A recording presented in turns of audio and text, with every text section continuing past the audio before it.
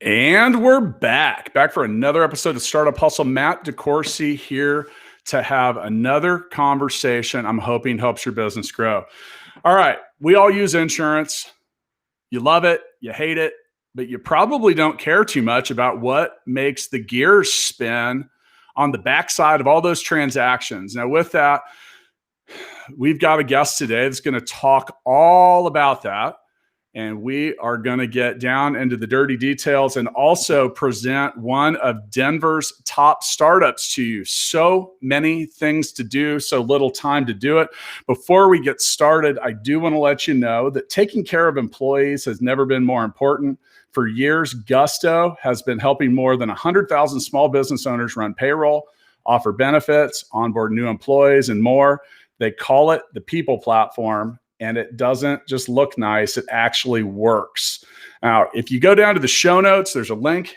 You go to gusto.com/startup hustle so they know we sent you and they continue to support what we do. Now back to what we're here to talk about that isn't related to payroll. All right, there's an app for that. But who builds apps? Who does this kind of stuff? And if you've ever tried to build software, you know it is hard. Today's guest is from the GloveBox app, and we have Ryan Mathisen, the CEO and co-founder. Now, we're going to let him tell you more about what they do, but let's just first start by saying, Ryan, welcome to Startup Hustle.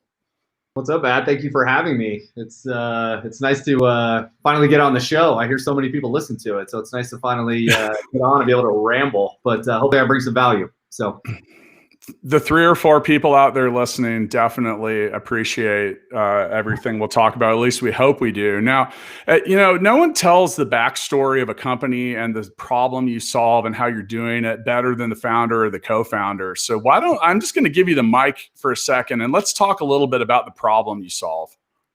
No, I love it. I'm always a firm believer in being an expert in your space that you're trying to solve, living the problems that you are looking to better within the industry. My background is in insurance, and my dad started an independent agency here in Colorado like 35 years ago. So I grew up in the insurance industry. I remember sitting at the kitchen table helping him mail out, like licking stamps and mailing mailers to prospective clients back in the mid 90s, when email really wasn't a thing yet. So I was always around the industry. Came onto my dad's agency about 10 years ago, little small agency here in Colorado at the time. And we scaled that to a really large agency over that 10-year period. Ended up expanding to 10 states across the western half of the US, grew our sales team to about 200 agents, and exited the agency private equity firm last summer. But what we found in the process is there was a huge, gap in technology available to independent insurance agents. And so I'm kind of one of those people that I don't let things go. I'm very, very annoying in that respect. I'm a gnat when it comes to figuring out, problems and be annoying on how to solve them. And for some reason, I started out on this journey about 3.5 years ago to solve this technology problem within our industry. And I've never let it go since, and it's led me to this position. And somehow I've been able to rally people to join me on this journey. I don't know how or why they decided to jump on board, but here we are today. And so that's kind of where I came from. I want to be a little more like hyper specific about this, and because I know you from your involvement with Launch KC. Yep. So you were part of the Launch KC InsurTech, the BCP Tech program, and I do appreciate you saying that you're happy to be on the show. We did try to record a different episode with you, and we talk about technology flopping and failing. Yeah, that's exactly what happened when we tried it. But I have some familiarity with what you do, and I mean, really on the most basic, like if we're going to just put it in layman's terms, you help insurance companies have an app. Right. So we bring your agents and your insurance carriers into a centralized platform. So any insurance client can manage all of their insurance policies in one place, regardless of the carrier they're with. So you can manage your personal policies, whether it be home, auto, umbrella, toys, life, health, or you can manage your commercial policies, again, all in one single platform. So I don't have to go out to this app at this carrier to manage, my renter's policy, or my auto policy is over here with this carrier. I've got my life insurance over here, my health insurance over here. We're aggregating that experience into one centralized platform, and we're the very first ones to do it.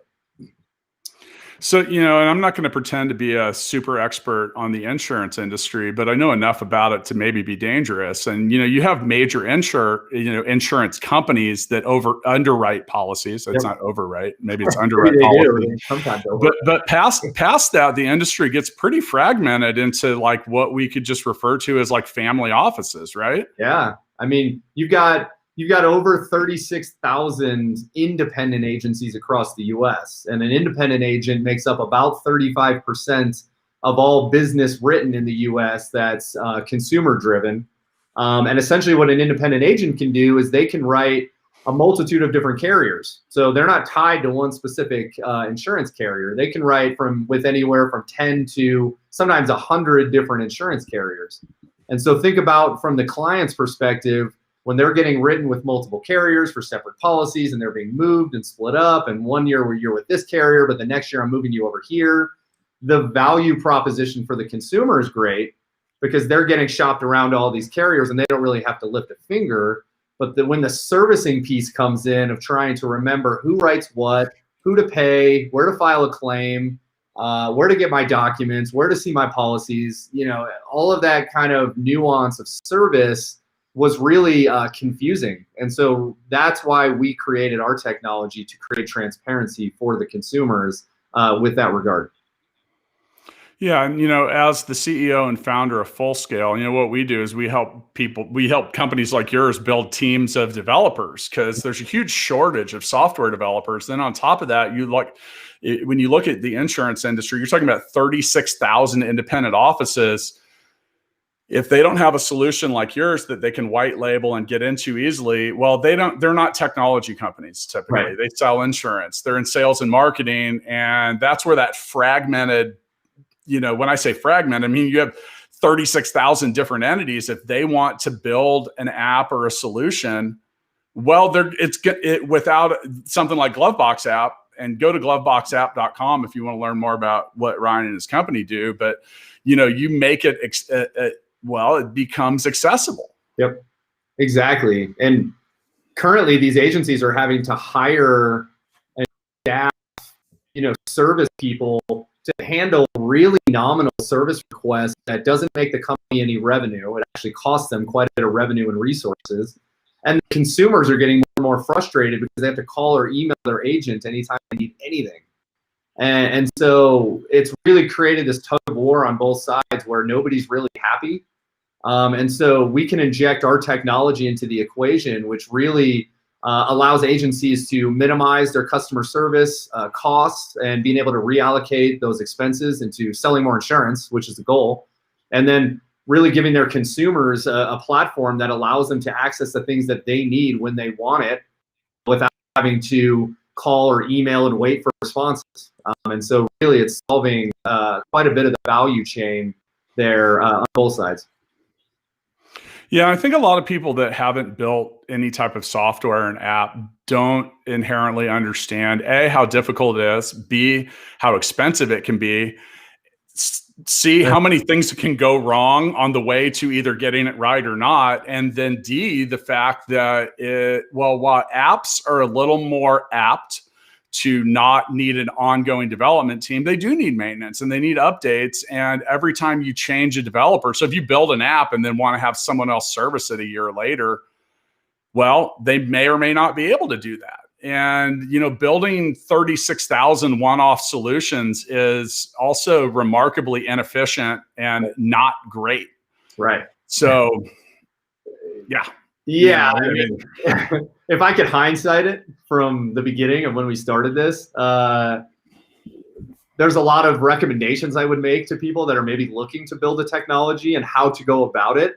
I don't regret anything that we've done or the way we did it because we're still getting to where we wanted to go. But would I have done things maybe in a different order, or maybe some of the things that we did do I would recommend because I think we did it correctly. So there's a lot of things that I would bring up to people that are thinking about starting a technology that might help either warn you about maybe thinking twice about getting into technology, or just better equipping yourself to understand the road you have ahead, because it is not easy.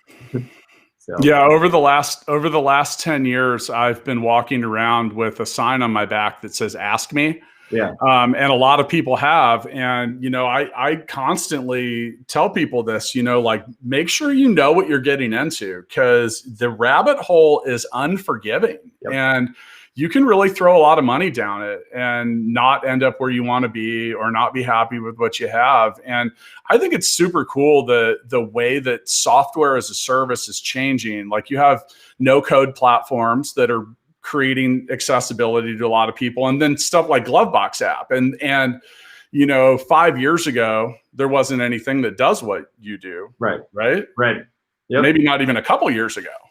No, not at all. I mean, we are kind of the Voyager on this engagement with the industry. I for sure thought someone was going to do it a couple years ago, and when no one did it, I kind of stepped up and said, "All right, cool, we'll build it."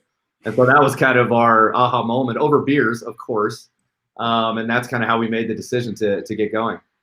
So the best made plans are usually written on bar napkins. Absolutely. Is what I've found. And we all make our best decisions after drinking anyway. So why not bundle the two together, right? Exactly. If we can make life decisions, that's a win-win. So, so you brought up something that's an interesting conversation point. So, I've talked to a lot of people about competition, right. And I've had a lot of people that, I don't have any competition. And then it takes me 5 minutes to not only debunk that, but find like dozens of competitors. So a lot of people don't look into competition, but sometimes when you look and there isn't competition, that can be a red flag.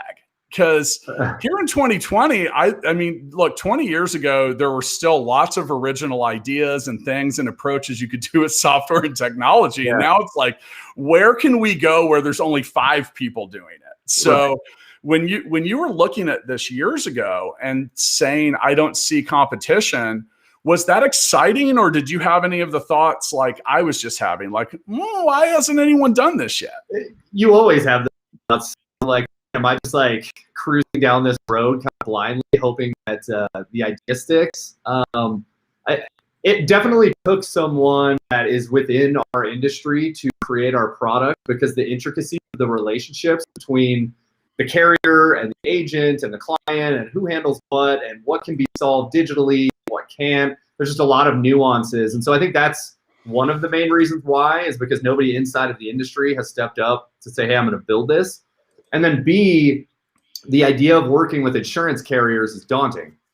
They're not the most technologically advanced or known to be technically advanced. So you're swimming upstream 365 days a year trying to connect to their technology, and you have to be patient, and you have to be, like I mentioned earlier, you have to be annoying. You have to be in their ear nonstop. And so I think for those two reasons, nobody's really wanted to take on this challenge. And so we're just maybe dumb enough to try to take it on, and it's been uber successful thus far.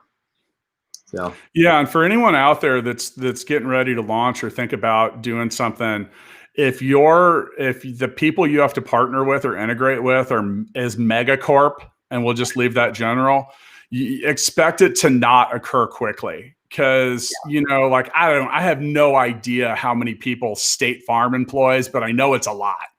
And if you got to find a decision maker or anyone that cares or all of that. And it can be frustrating, not to mention, like, why do they care about you? And it's that initial traction. You're like, hey, how many clients and users do you have? Well, we got 3.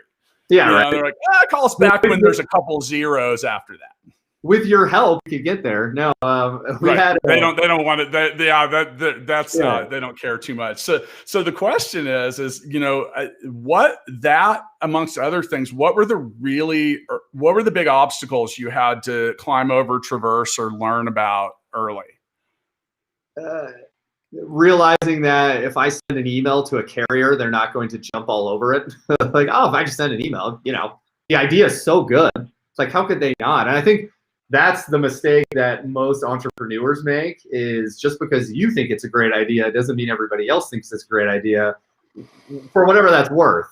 Who cares what they think? Like, it could be a great idea, it could not be a great idea. But one example, I had a acquaintance of mine in the insurtech space. He's looking to build a product within the space that it's a good idea. It's going to be a lot of work. I introduced him to one of my carrier partners and said, here you go, talk to him and see if you can get a meeting. He emails me like 3 days later and he's like, Ryan, I haven't heard back. I don't understand. We had such a good first meeting. I'm ready to go. And I was like, Michael, like 3 days, you've given him 3 days. And like 3 days is like 5 minutes when it comes to corporate. Like, it took me months and months and months and months and multiple different meetings just to get to a meeting that may make a decision at some time in the near future. And so I think that's one of the biggest things that I learned is people don't run off your expectations for timeline.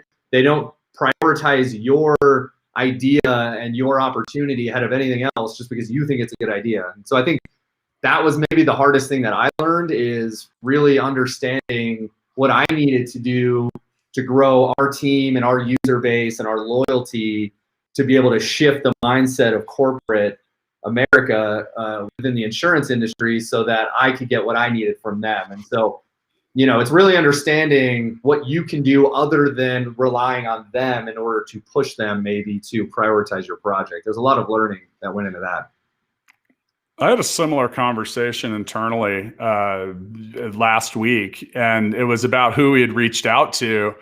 And I said, you're not talking to the right person. I said, that person doesn't care. You're just giving them one more thing to do potentially. Right. And that's why it matters who you're talking to. And that's why that's the megacorp example. Because, who cares? Like, it's just one more thing to do. And it's a challenge. It's a challenge. And that's the hardest part about any startup, is getting it actually moving. It's like an empty marketplace. It's I talk to people that have marketplace apps, and like, you need to get buyers and sellers in there. And I don't care how you do it. You got to figure out how to get them in there. Otherwise, and maybe this is in good taste or not, I said, it's like that bar that you walk into at midnight on a Friday and there's no one there. So you just turn around and leave. Yeah. And that can be the same thing. It's like, and I would imagine it's chicken and egg problems, man. And we could go on and on and on about that. Now, at the top of the episode, I mentioned that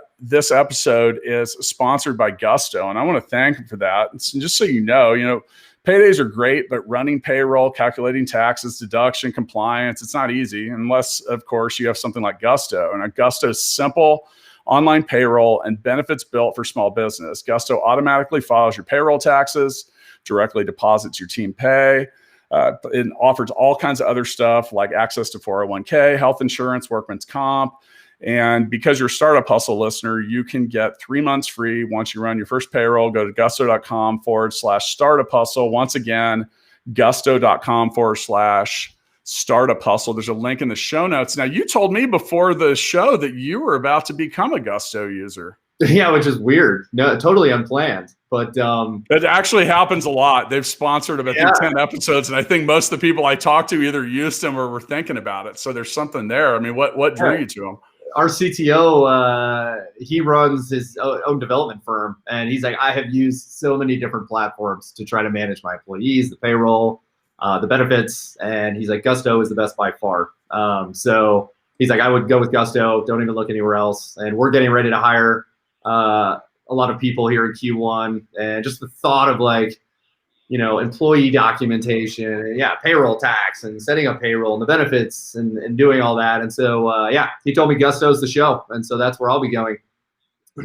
Dude, all that stuff as a new founder or just a business owner in general, it's like the undertow at the beach. Like, it'll suck you under and drown you. And especially when it comes to like payroll, that stuff that should be automated, and there's so many intricacies. You have tax and dude, the bigger you get, the more it is to keep up with. Cause then you get weird stuff too. Like you have 50 employees and there's some dude that didn't pay his child support. Yeah. And you got to garnish wages and like do crap like that. And you're like, I mean, I'd rather that kind of stuff is not for me, and I prefer it. So now you talk about, stuff like that, being able to guide you through stuff like that. When it came to GloveBox app, who's someone that either invested, mentored, or partnered with you early that really made an impact on the business? So we have a pretty unique board member. His name is Scott McNeely, ex-co-founder and CEO of Sun Microsystems out in San Francisco. Sold to Larry Ellison at Oracle, if that name rings a bell. I'm just dropping names. Which is great. So oddly enough, my brother out of college went to KU, go Jayhawks. He got a job right out of college here in Denver with Scott McNeely's digital firm called Weigh-In. And essentially what Weigh-In did was allowed people who were watching sporting events to weigh in on the sporting event. So they would create engagement with the sporting event. What do you think about this? Here's some stats, engage with it. And my brother ended up being Scott McNeely's personal social media handler, which is a lot of responsibility for someone straight out of college. And so he created a relationship with Scott McNeely. Fast forward 9 years later, we continued to engage with Scott, told him about what we were growing. He was giving us advice on, his tech background. And long story short, we got him to join our advisory board last November over breakfast in Silicon Valley. And so he's probably been our biggest mentor that we've worked with. What's a key bit of advice or takeaway that he's either shoved you towards or suggested? He gave us some harsh realities on raising capital, and it's a lot. Was it that it sucks? Well, yeah.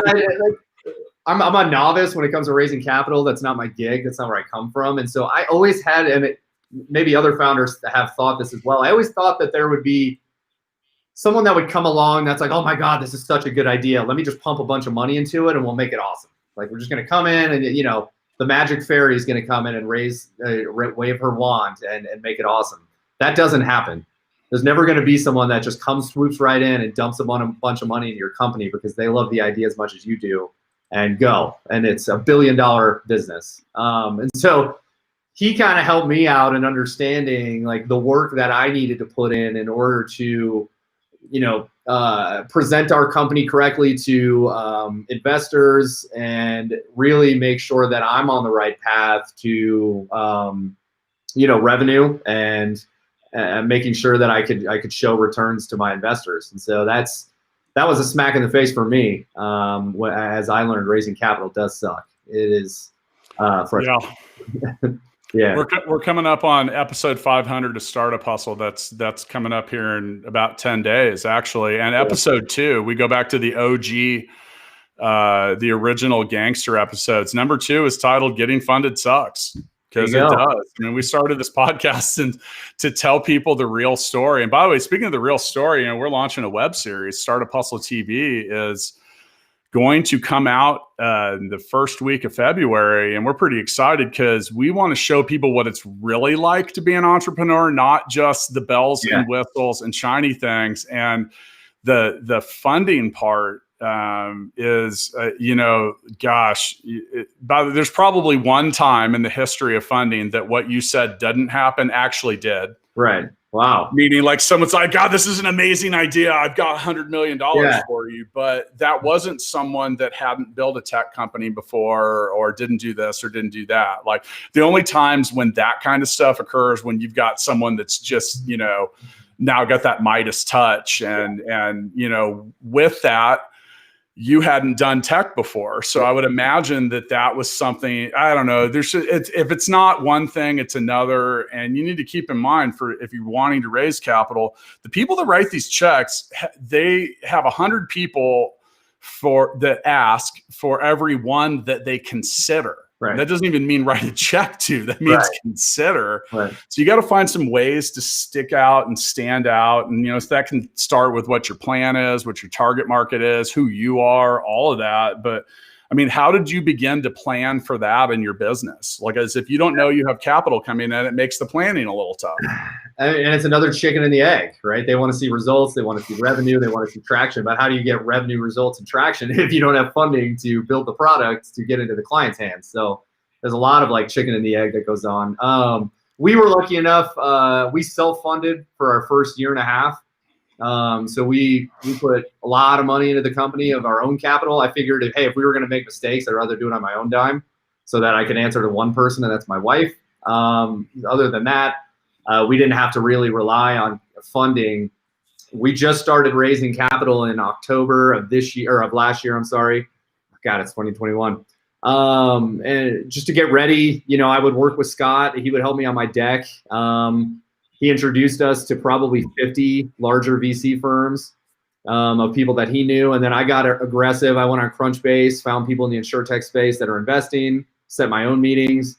And actually, I set a lot of meetings. I was able to set a lot of second meetings as well.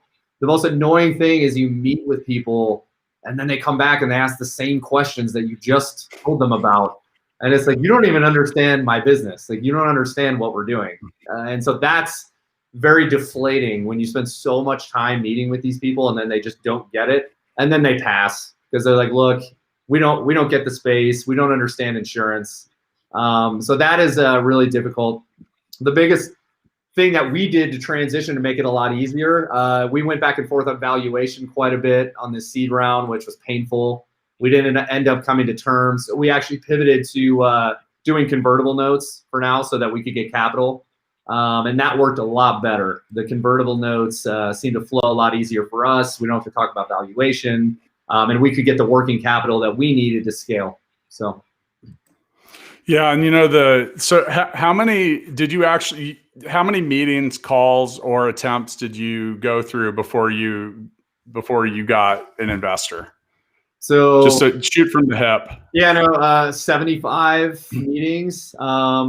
We got 2 official term sheets out of 75 meetings and we turned them both down. We couldn't come to terms. So yeah, it was a lot. A lot of like, listen to that, people. Listen, because that's the real, that I asked because I knew it was going to be something out there. And it's I talked to people a lot and they said, well, I wasn't able to get any funding. I'm like, how many people did you talk to? They're like, I had 3 meetings. I'm like, you're about 97 away from being in the range where I'm going to say you tried pretty hard. Yeah. Maybe 50. Like, yeah. And it's, and the thing is it is deflating. Yeah. It's tiresome because I think that every founder wants to just get back to work. Yep. And doing, like, you're not obsessed with raising capital. You're obsessed with building your business. And then it really is like a full-time job. I mean, and then the things, like you said, like the constant questions for me, I tell people now, I just make it as simple as possible. Like no one wants your 60-page document. Nope. Not in the beginning. Nope. That's like a due diligence thing. Like if you can't fit your idea on the front of a piece of paper, it's going to continue to be misunderstood because you're dealing with type A people that are going to not care until they do. No, they don't at all. Okay. So speaking of plans, we like to quote Mike Tyson when we say everyone has a plan until they get punched in the face, which is a very, very amazing quote from our buddy Iron Mike. Now, with that, plans are always wrong. If you make a plan for your startup, most of it, if not all of it, is going to be wrong, especially financial projections. Those are like, no way. Yeah. What was something that you planned for that you look back at now and you're like, God, I can't believe we thought that would work? I don't know if it was, so we had an epiphany moment. Like it took us about a year in building the tech before we could launch. So we're sitting in our conference room. I remember it like vividly. Monday morning, and we're like, oh my God, it's launch week. Like we can start launching agencies, gonna be awesome. And so we're looking at the whiteboard and I'm looking at like our process for rolling out these agencies. And I looked at it and all 3 of us were like, we have to automate this entire section of this rollout process. And we had not thought of it before. So it's really not what we didn't or we did do, it's what we didn't do. And we overlooked 30% of our business of what we didn't do and what we didn't automate. So now we had to delay rollout for another 4 months while we built this automation system, because we have to have it. Like, we're like, human beings will never do this right. They just don't care that much. We have to automate this. And to automate it was very intricate. It was detailed. There was a lot of data. And so I think that was probably our biggest oversight, was what we did. It's not what we did do, it's what we didn't see until, like, hey, it was like ready to rock and roll. And we had to backtrack for about 4 months and build it. And thank God my business partner, Sean Mullerin, stepped up and he's like, look, I'll handle it. And so he kind of stepped into this role of the automation and the data. And now all of a sudden he's like a data scientist, for, fast track, a year later. So yeah, that was our biggest thing, our biggest moment of oversight, was that, our automation. Okay, golden nugget quote of the day: humans will never figure this out. Yeah. That's a rule of thumb, people. Yeah. Just and I'm being freaking serious, man. Just make that your assumption when it comes to your onboarding, to your use, everything. Think it out. Yeah. Like, think it out. Prevent people from being dumb. Yep. And so I call it 5 and 75. So if a 5-year-old or a 75-year-old can't easily figure it out, it's too complex. Yeah. Yeah, absolutely. So, and we'll give you a little bit there, but the point is like you mentioned, like automating it or doing something, like, people are inherently lazy. Modern software walks people through setup, and when you hear the phrase intuitive, that means it either does what it just should do and doesn't make you take another action, or it asks. Right. Do you want to go down path A, path B, or path C? And if it's super intuitive, it'll tell you why you should go down or what could happen or any of that. And the idea that, and especially, all right, so we already identified 36,000 family offices of insurance providers. Let's just assume they're not technologists, because I would say overwhelmingly they're not. Right. So you got to take all that guesswork out of it. And, I imagine there's probably other things that fell into that same bracket. It's again, back to my theme of nobody cares about your product as much as you do. Like, these people do not care. Or your business. They like the concept. Yeah. They like the feeling that they get of, this is going to work and it's going to be awesome. But I don't want to do anything to make it work. Just make it work. And so you've got to realize that nobody cares as much as you do, ever in anything. Investing, development, resource, it doesn't matter. They don't care. So feelings. Oh God. Yeah. Your thoughts, your desires. Yeah. Your life. But it's true. Yeah. It sounds jaded and pessimistic, but I turned 46 this year. I'm getting old. I've done this for a while. Like, I just cut to the chase, people. Like, Ryan hit that nail on the head, like Miyagi style, one blow, the nail's in, you got it. So, all right. So now you build something, and I can tell that you're a salesperson. I can just tell. I can tell, because I'm a salesperson, and we know each other. We recognize this. Right. But what you were selling before with insurance is a completely different sales process and everything. 80%. Now, look, if you went to business school, you know that Acme Corp sells widgets. Right. Yep. And because 80% of the sales process is very repeatable in almost any industry. Right. It's that next 20% that is a mystery to so many people. So with that, and like I said, I can tell you had a successful insurance agency, so you had to be able to sell something. Right. What did you need to learn to sell GloveBox app to users? And what was your approach for actually getting it out into the market? Yeah, honestly, it wasn't that difficult of a pivot, and here's why.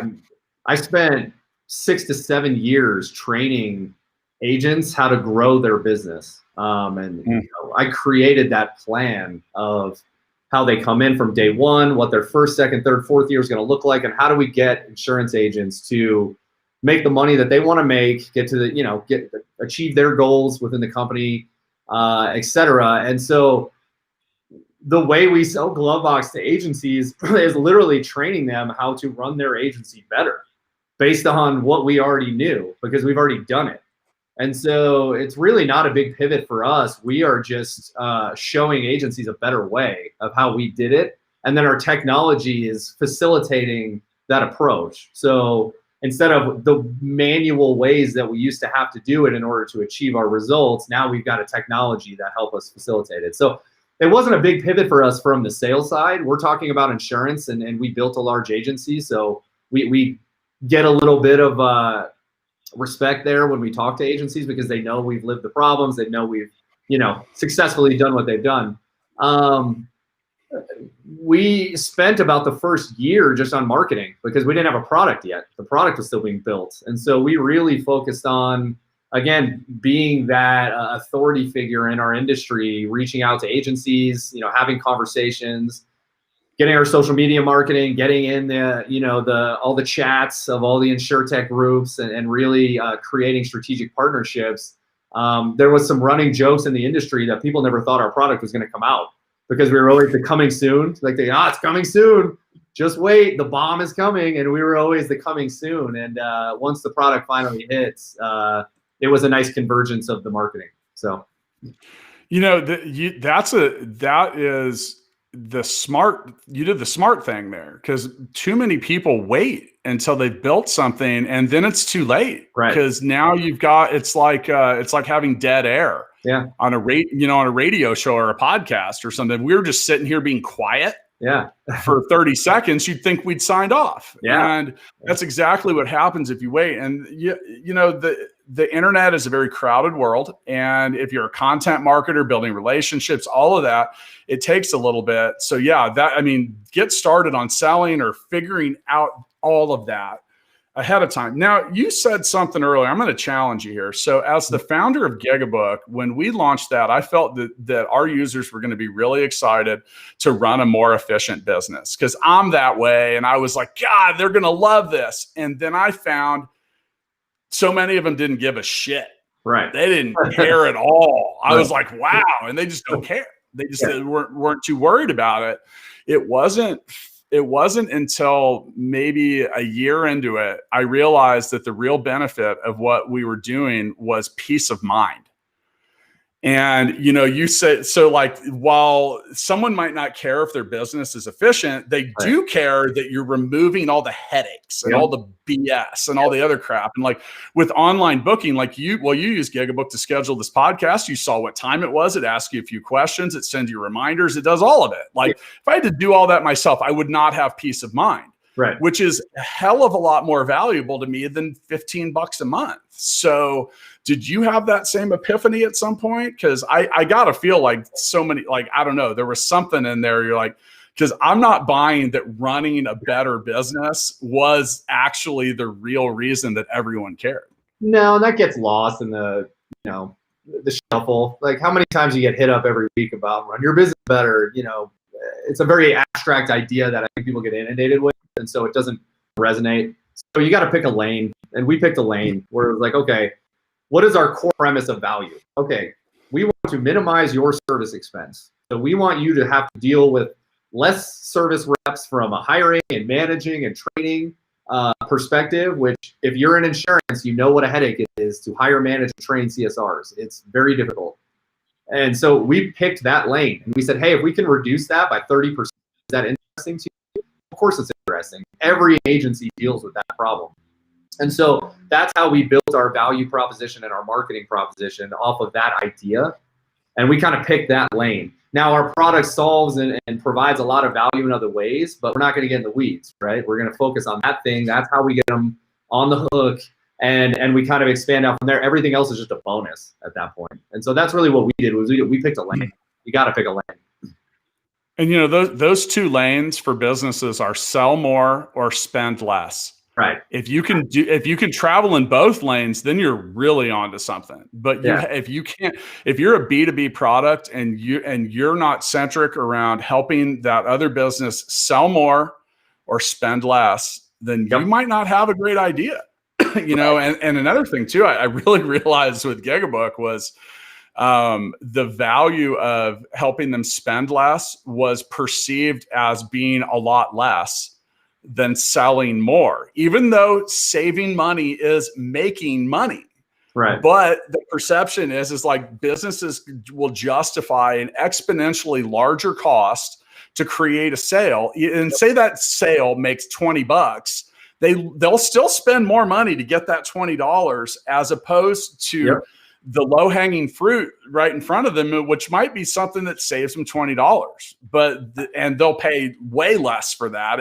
I don't know. I've just accepted that as being reality. It's home runs versus base hits, right? Nobody goes to a baseball game looking for base hits. Like, that's not why they don't have. You can't hit a grand slam if the guys in front of you in the order don't get some walks or hits. Exactly. They don't have a base hit contest in the middle of summer, so they have a home run contest. So that's that's just the. It's funny. Several years ago, I talked to someone that was interested in acquiring Gigabook, and you talk about weird conversations. The very first thing this guy says to me, he says, "Well, I've done some research on you." He goes, "You seem like someone that's really great at hitting doubles."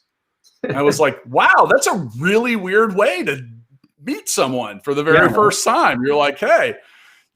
Hey, last time I checked, though, there's a lot of dudes that get a lot of doubles that are on the all-star team and have some pretty dope contracts. So, but yeah, I mean, and that's the thing too. Is like as a startup founder, man, get on base, man. Yeah, get on base. Look at Moneyball. Moneyball was all about just getting guys that, like, I don't care how you get on base, a walk, a hit, whatever, get on, and that's part of like being a startup founder and having successful businesses. Like, they're not all home runs. If you're up there swinging for the fences every time, you're going to have you're going to sit on the bench with your head in your hands a lot. And if you're looking at everything on LinkedIn, of people getting funded and people, selling for large numbers, you'll drown your own focus into places that, you don't want to be. I don't, have you heard of the insurance carrier by chance? Hippo's getting pretty big. No. So Hippo is an insurtech. They started, 4 years ago, and the founder was on a podcast a couple months ago just talking about the very first days in the business. And by the way, they went unicorn a couple years ago, so they're like $1.2 billion, and I think they just got valued at like $2.5 billion, and they're about to go public.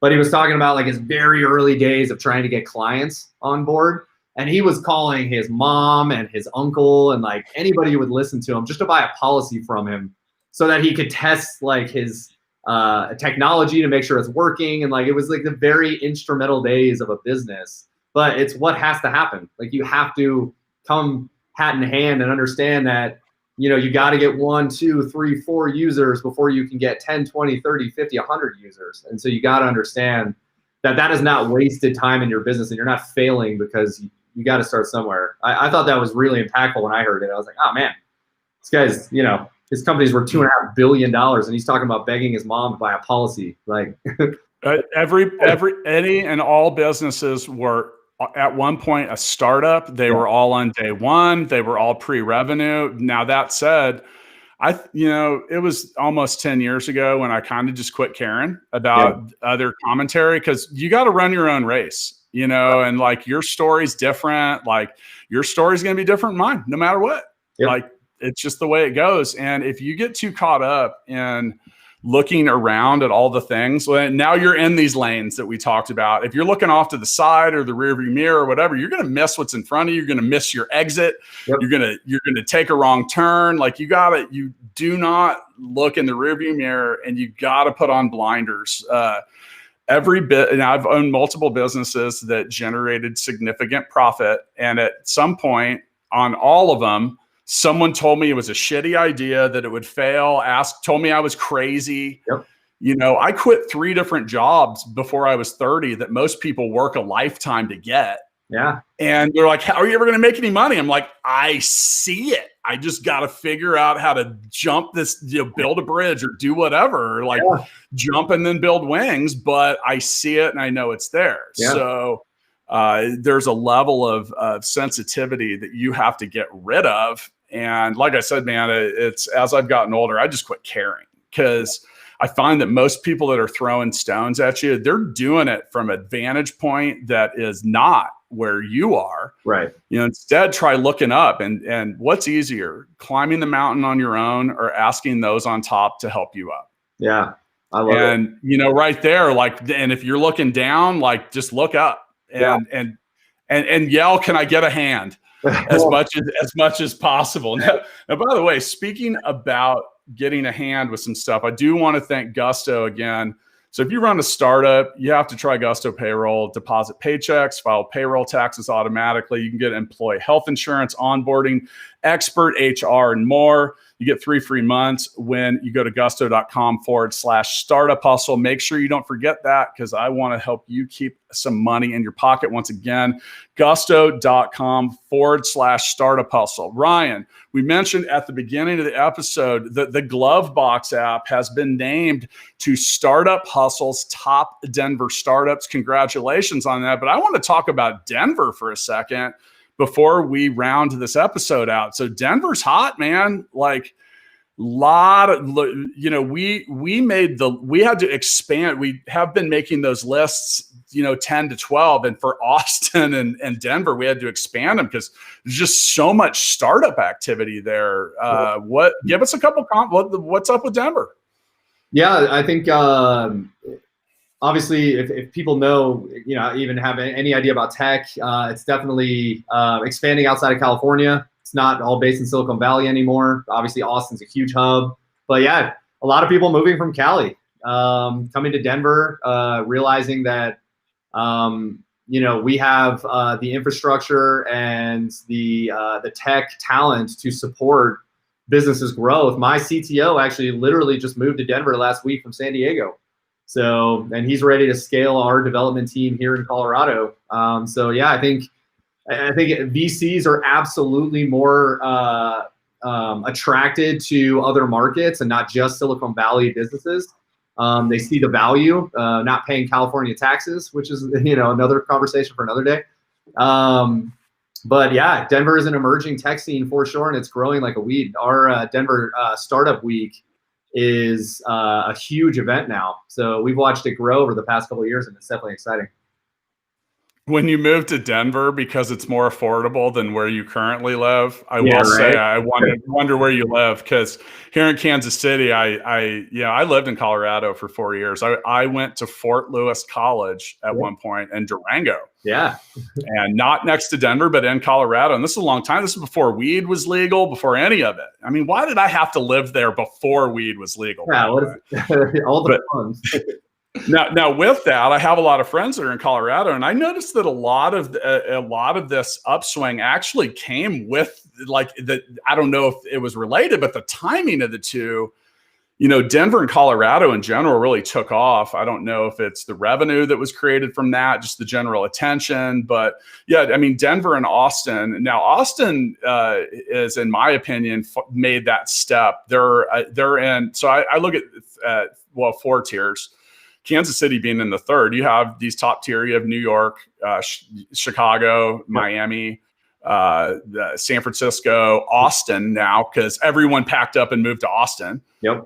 Then that next tier is Denver. Yep. And there's a lot of cities that are similar to that. And then that 3rd tier is like the Kansas Cities, just smaller markets. But yeah, I mean, one of the goals I'd like to see of my hometown here in KC is to get into that conversation with Denver. And we've got a pretty robust startup scene here in Kansas City, and it just kind of, you get into that I don't know, there's some cities that are really just figuring it out, and they just seem to attract that. The beauty of Colorado certainly doesn't hurt. The weather doesn't hurt, but yeah, I mean, KC as well. I mean, being part of the BCP Accelerator at the end of last year, based out of Kansas City. I mean, I got a taste for what's happening in KC, and I think I don't think you guys are far behind. For sure, I think. We're getting there. It depends on who you ask and what day it is, and what you like and what you don't like, and a lot of things changed in 2020, and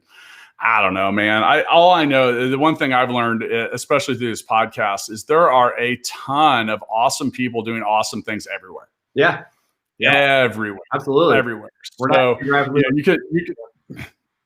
So. Yeah, and you can always look for something that, there's things you go, like you mentioned, you're in Denver, but you participated in a startup accelerator that's here in Kansas City. And, that's something that my company Full Scale is proud to support and does a lot of stuff. So I was glad to get you guys into that. We produced the demo day. We managed to make insurance technology interesting for an entire half hour, Ryan. There you go, man. And nobody fell asleep. Well, I can't vouch for that. Somebody may have fallen asleep. Now, insurance tech is interesting. I'm a nerd, obviously. I love insurance, but it is if you work in insurance. But outside of that, it's. If you think about it, if I can give you 10 minutes of your life back by making insurance easier to deal with, okay, that's a win for you. So, that's my goal. If I can spend the next 10 years giving you 10 minutes a year of your life back, I'll take that trade-off.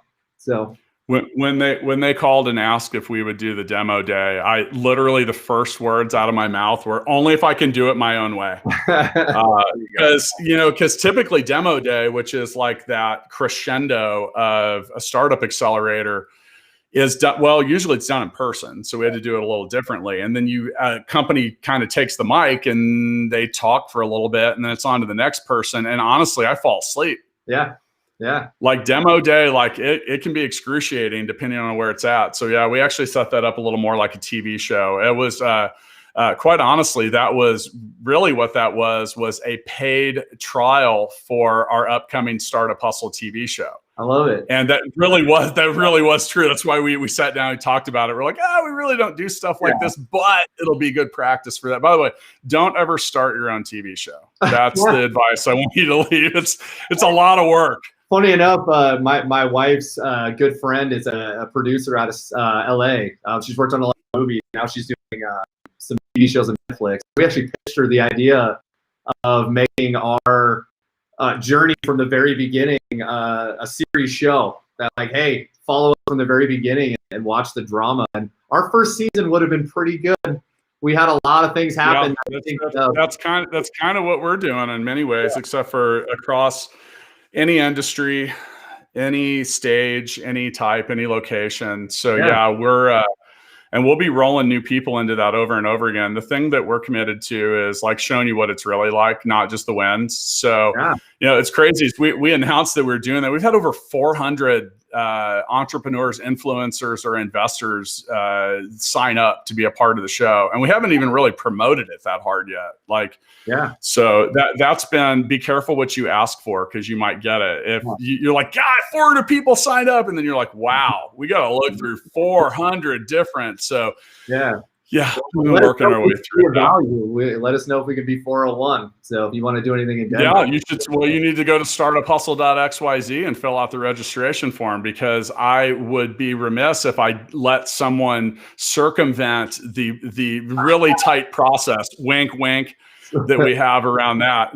No, that's mainly so I don't have to do the work. But yeah, that's been fun, man. I'm really excited about that. That's something different. People keep asking me, they love the idea of it.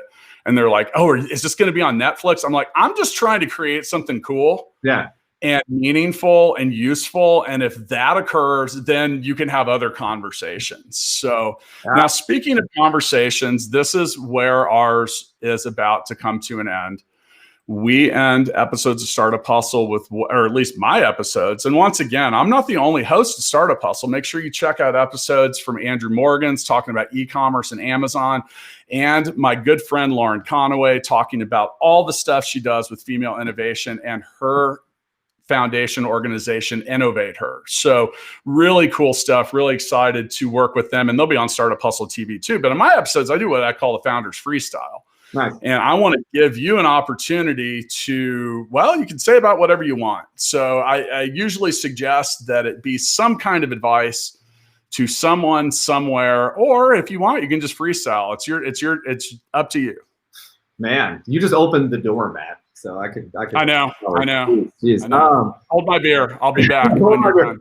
I want to talk about tech specifically, and I want to talk about someone who's looking to get into technology who doesn't have a tech background. So if you're not a tech founder and you have no clue how to develop tech, honestly, funny enough, I didn't even know what a web app was until halfway through our company. And they're like, we got to develop the web app. And I was like, what do you mean? We're functioning on the web. Like, what do you mean? And they're like, you seriously don't know what a web app is? Like, you've been the CEO of this company for a year and a half. So my recommendation, if you're getting into technology and you don't have some sort of technical founder in your corner, is get it. You got to find someone to partner with that's going to be that technical founder for you. Because I think, Matt, as you mentioned in the beginning, you can go down rabbit holes of technology and you'll waste a lot of money trying to get a product for something that won't even turn out the way you want it. And so I got a buddy right now who's starting a company for tickets for events, which is kind of a cool concept. Essentially, it allows people to sell their tickets after the event has already started. So let's say they didn't sell them before the event, they can sell them during the event. So people that are there can kind of upgrade their seats or whatever. So anyway, my advice to him is my same advice here. I said, go get a technical founder to join you on this journey, because if you're going to try to do it on your own and go try to get funding to pump into building the technology, again, you're going to waste a lot of money. So find a technical founder, partner with a technical founder, or do what we did. And we had a trusted friend of a friend who ran a tech development company who became our main point of contact and is now our CTO. But latch on to someone who you relate to, who likes the business, that has technical capacity, because otherwise you will flounder and it will be a nightmare and you will wish you never got into technology at all. You have to have someone who understands tech. So yeah, I'm gonna parlay on that for my freestyle, because yeah, I take one too. Yeah. And you threw it up near the rim for me, so thanks. But look, I'm a non-technical founder, and you got to learn something. Like, you can't be afraid of technology. Right. You need to try, like, get a surface knowledge of it, and you can like do that on YouTube. Like, buy a book on Audible and listen to it while you're commuting or jogging or something, because you need to be able to communicate with technical people. Now, that doesn't mean you need to write code. Like, for example, people ask me all the time, they're like, are you a developer? Because you know what you're talking about. I'm like, no, I don't even know how to write an HTML link without looking it up. Right. Because it was never what I was going to be good at. So, and then other things too is like, check out fullscale.io. Like, we are really, really, really good at identifying top talent. And that's where I see so many people fail, is they have no clue what they're doing. They take the first option, they go to like some freelance site. They've got a proprietary idea that they just now completely let out to somewhere where they have no recourse over any of that IP and a lot of different stuff. And, you can build a lot of garbage. And also when it comes to tech is, before you get started, you got to do some diligence and some research, because you are likely to accumulate technical debt that you will have to repay. I went through that with Gigabook a couple years in. I had brought on a co-founder about a year and a half in, and he says, dude, we're going to have to rewrite all of this. We have to do it different, because this is never going to be what you want it to be. And I wanted to do something similar to like what you do. I wanted to be able to white label the engine and the tech and all that. And he's like, it'll never happen. So, I mean, that cost me a 6-figure amount, and, but I didn't know what I didn't know. And some of that was just kind of having blind faith in whoever was building it or wanting to build it. And you only need to learn that lesson once, but just having a basic surface knowledge helps. Most people won't survive that 6-figure hit. Most businesses won't survive at that stage. So, yeah. Yeah. And by the way, I used to be a ticket broker. That was the business that I was in for 8 years. So I got a lot of, your buddy's got an uphill climb, because that's a crowded space, but yes, it is. I'm happy. We exited that business at the end of 2016, and God bless that we did, because last year would have been oh my God. I'm not sure. I talk to my buddies that are still in that industry, and like, I'll talk to them and I'll be like, dude, first off, I'm sorry. Yeah. They're like, I haven't talked to you for 2 years. Why are you apologizing? I'm like, because I know I have a feeling what you're going through right now isn't easy. Startups, business, all of that are not easy. With that, I'm going to get back to working on my business and let you do the same. Thanks for joining me, Ryan. Thank you, Matt. Thank you so much. Appreciate it.